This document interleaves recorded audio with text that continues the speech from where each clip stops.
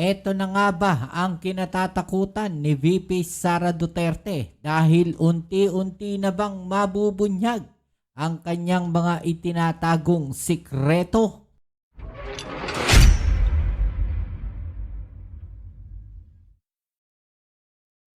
Alright, so welcome back dito sa ating channel dito sa Box TV. Okay, so ngayon pag-usapan natin mga kababayan, no, ito pong nagaganap ngayon na hearing dyan po sa Committee on Justice at nagsalita na po. Ito pong si Congressman Luistro, mga kababayan. At grabe po yung mga sinabi niya dito, mga kababayan, dahil ito po ay meron siyang matinding patama, no, dito kay Sara Duterte. Mukhang ito na yung mga kinatatakutan ni Sara Duterte at mabubunyag na ba yung kanyang mga itinatago, mga kababayan? Kasi tinatago, no, sinasabi natin dahil ayaw naman niya sagutin, no, yung po mga aligasyon po sa kanya. Diba? Kaya napapaisip tuloy tayo no, bilang mamamayan ng Pilipinas, may tinatago ba itong si Sara Duterte? Kaya ayaw niyang sagutin yung pong mga aligasyon po sa kanya. Ano po sa palagay ninyo, no? I-comment sa ibaba yung inyong mga opinion. Alright? So ito, wag na natin patagalin. Umpisahan na natin. Let's go. The Chair will address the Justice Committee. Magandang umaga po sa inyong lahat. Sa aking mga kapwa miyembro ng kapulungan, sa ating mga panauhin na naririto ngayon at sa sambayanang Pilipino. Before we begin, at bago natin ipagpatuloy itong proseso ng impeachment, tandaan natin na hindi lingid sa ating kaalaman na marami pa tayong ibang kinakaharap na problema. Let us accordingly acknowledge the pressing challenges our country faces. Oil prices are rising. The cost of basic goods is increasing. Ordinary Filipinos feel the weight of daily life more than ever. And yet, even as we undertake this solemn constitutional duty, the House of Representatives does not forget its other responsibilities. Kahit may impeachment, tuloy pa rin tayo sa iba nating obligasyon. We have, for example, acted to ease the burden of rising fuel cost, passing a bill authorizing the suspension or reduction of excise taxes. Nariyan na po ang panukalang batas, pinag-aralan, pinag-isipan, at inaasahang makatutulong sa ating mga kababayan. We also continue to work on measures that address inflation, food security, and social services. Also, just this March 2026, the House has acted on measures that directly affect the daily lives of Filipinos, passing a bill abolishing the travel tax, advancing legislation to institutionalize digital payments in government transactions, and pushing reforms to make public services more accessible and efficient. The House has also advanced key education reforms, including amendments to the Universal Access to Quality Tertiary Education Act and the Presidential Merit Scholarship Program. This strengthens support for students and investing as well in the country's future workforce. And after nationwide consultations across Luzon, Visayas, and Mindanao, the House has pushed forward the long-awaited anti-political dynasty bill with plenary deliberations recently completed. These actions remind us that governance is a constant balancing act attending to urgent needs while fulfilling constitutional obligations. Kahit may impeachment, tuloy tayo sa iba nating tungkulin. Ang ating serbisyo publiko ay hindi napuputol, hindi tumitigil kahit sa gitna ng pinakamabigat na tungkulin. While we scrutinize those in power, we do not lose sight of the hardships faced by the powerless. Having said that, we proceed today fully aware of our dual duty to hold public officials accountable and to serve the people who entrusted us with this mandate. And so now, we begin. Dito nagsisimula ang opisyal na pagdinig ng kasong ito. Sa ating pagsisimula, tandaan natin Eto na. na ang impeachment ay patungkol sa pananagutan sa bayan. Kaya't marapat lamang na balikan natin ang ating panunumpa. I do solemnly swear that I will faithfully and conscientiously fulfill my duties, preserve and defend the Constitution, execute its laws, do justice to every man, and consecrate myself to the service of the nation. Madaling bigkasin, pero mahirap panindigan. Hindi ito simpleng ritual. Ito ay isang pangako, isang panata ng pananagutan, hindi lamang sa batas, kung hindi sa bayan. Let me lay out the agenda for today. First, we establish the ground rules or the guidelines, not as obstacles, but as safeguards. Their purpose is simple: to maintain order, to allow clarity, so that truth may emerge unimpeded. Ang patakaran ay hindi hadlang sa katotohanan. Ito ang daan upang ito'y malinaw na lumitaw. Second, we move to the initial hearing. Opisyal po nating buksan ang pagdinig sa impeachment na ito. Eto na. Third, and as part of this initial hearing, we act on pending motions, request for subpoenas, and set the schedule for the next hearings. At the core of these proceedings is probable cause. That is the objective of these hearings. We shall determine whether there is probable cause for impeachment. Ngunit, paano ba natin masasabi na merong probable cause? Let us be clear. This is not the probable cause of criminal procedure. Impeachment is not a criminal trial. It is a constitutional and policy exercise entrusted not to the courts, but to the House of Representatives. As we have seen in previous proceedings against Ombudsman Mercedes Gutierrez, the classical legal definition of probable cause was not applied. And for good reason. Impeachment calls for judgment, not mere calculation. It asks not only what can be proven, but what can be justified before the people. As the late Father Joaquin Berna said, impeachment is about what is best for the country. Hindi lang ito tanong ng kung ano ang nasa batas. Ito rin ay tanong ng kapakanan ng bayan. Consider the ground of betrayal of public trust. What does it mean? Can it be reduced to a single act? A measurable threshold? Or is it something more? Something felt as much as it is proven? Paano mo susukatin ang pagtataksil sa tiwala? Sa bilang ba ng ebidensya o sa bigat ng paglabag?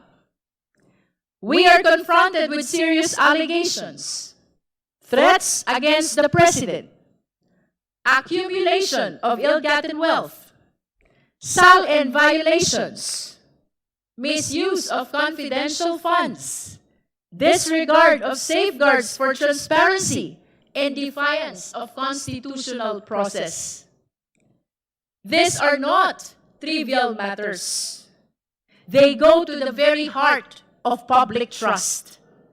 May mga kasalanang hindi kailangang ipaliwanag, ramdam agad ng taong bayan.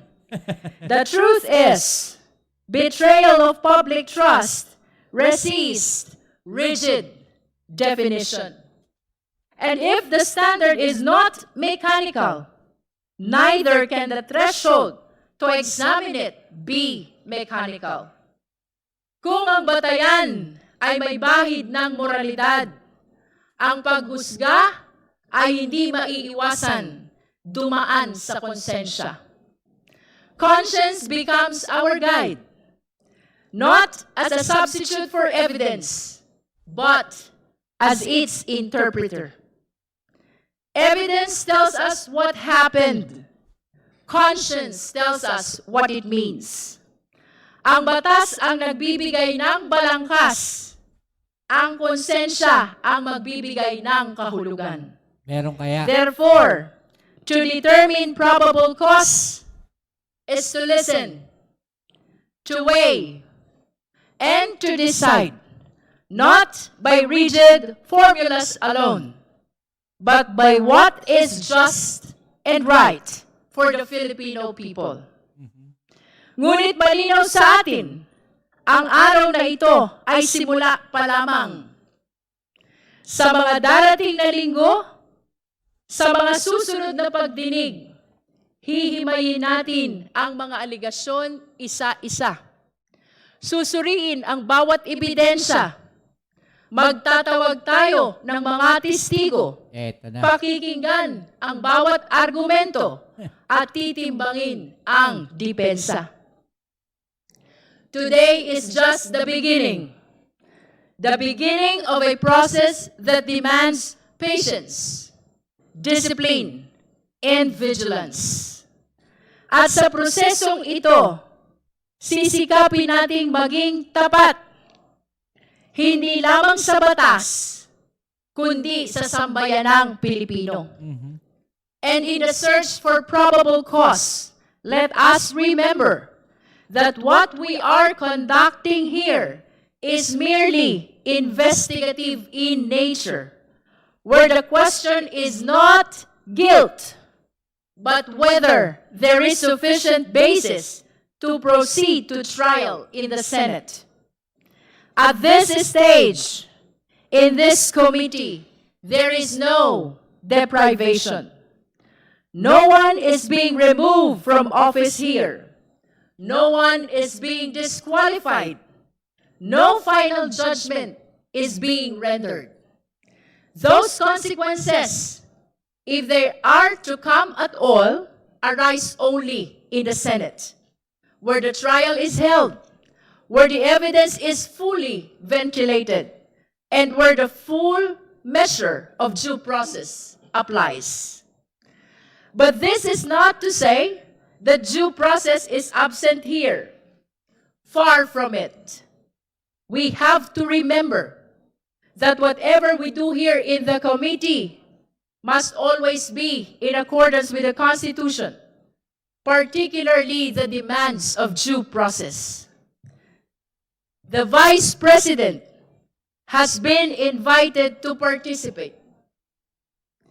She is reportedly prepared for a full-scale legal battle, a bloodbath, as it has been described, Ayan na. Asan na yung bloodbath? assembling a very large team of lawyers.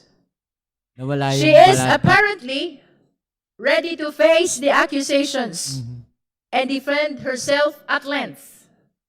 And Balat yet it eh. appears she will not even participate.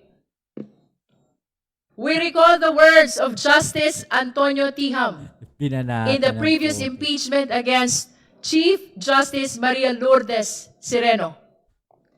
Failure to participate in the hearings before the Committee on Justice is tantamount to a culpable violation of the Constitution. Oh. Ayon sa pananaw na iyon, ang hindi pagharap sa proseso ay maaring ituring na patuloy na paglabag sa saligang batas.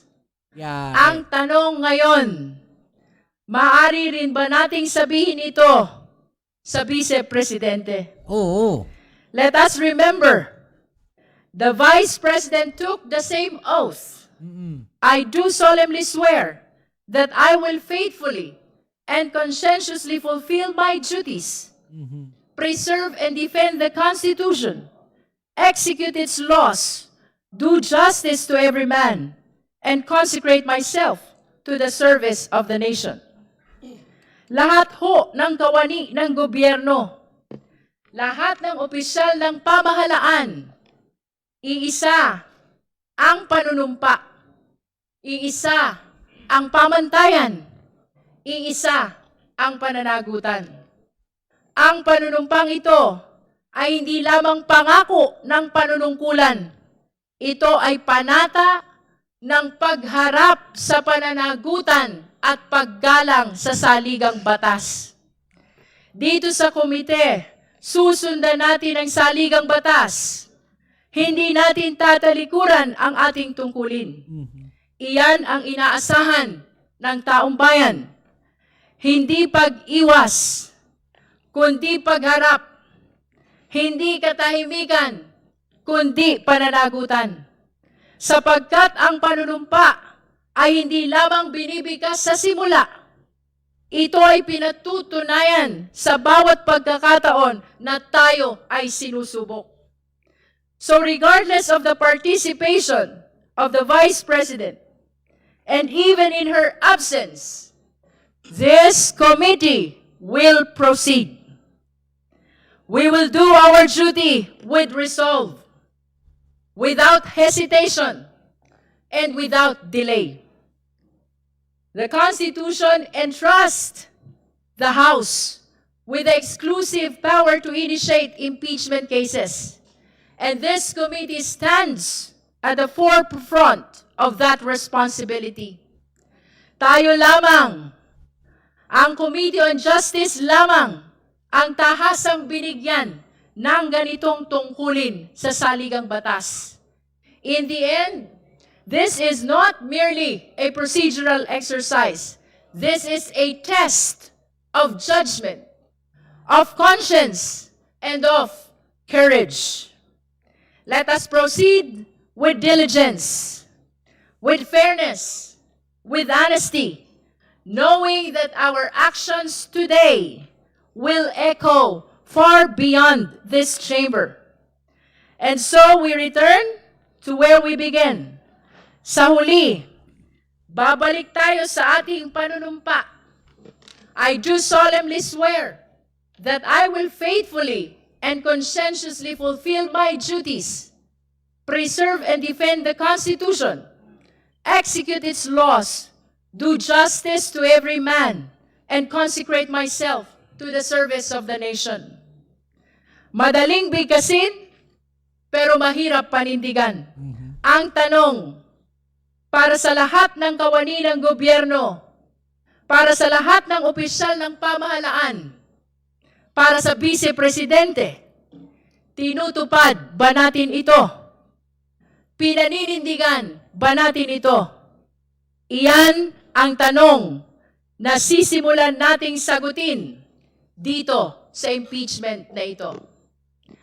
Maraming salamat po. We now call the case. Alright, so yung mga kababayan, grabe. Yung matinding banat, ni Congressman Luistro dito, mga kababayan. Ito pong pagliban o pag-absent ni Sara Duterte, may kaakibat din palang kaso yan, mga kababayan. Grabe, At matindi yung banat niya dito. Nasaan yung bloodbath? No? Yung isa pa, no, handa raw siyang humarap, mga babayan. No, handa raw harapin ni Sara Duterte yung mga complaint sa kanya, yung mga impeachment complaint sa kanya. Pero ngayon, hindi siya magpakita. Gumawa ng maraming abogado para siya ipagtanggol, mga babayan. Pero ngayon, hindi siya nagpakita. Diba? Ang laking sampal niyan, mga babayan. No? Ang laking sampal niyan. Ang laking supalpal niyan. Grabe. No, so hanggang dito na lang muna yung ating video ngayon, no? At yan, narinig natin ang mga sinabi ni Congressman Luistro. So ano pong masasabi niyo diyan, mga kababayan, no? I-comment sa ibaba ang mga opinion na tatayang pag-usapan, alright? So yan, muli kita tayo sa ating next video upload. Ito po muli ang inyong Kuya Mobs. It's Mobs TV. Peace. I'm out.